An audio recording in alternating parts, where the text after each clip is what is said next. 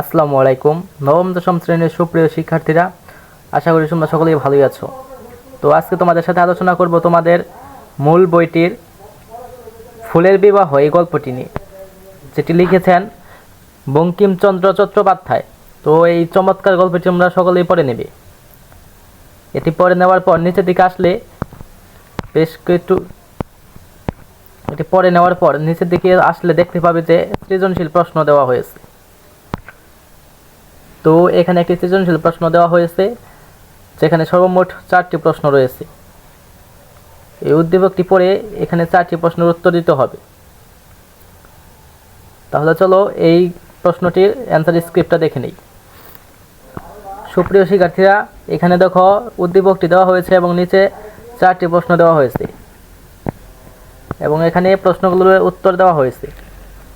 তো এটি হচ্ছে ক নম্বর প্রশ্ন, এর উত্তর। ফুলের বিবাহ গল্পে ভ্রমর ঘটকের দায়িত্ব পালন করে।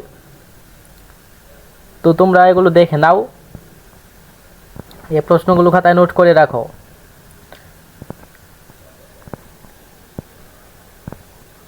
তো এটাই হচ্ছে এই প্রশ্নগুলোর অ্যান্সার।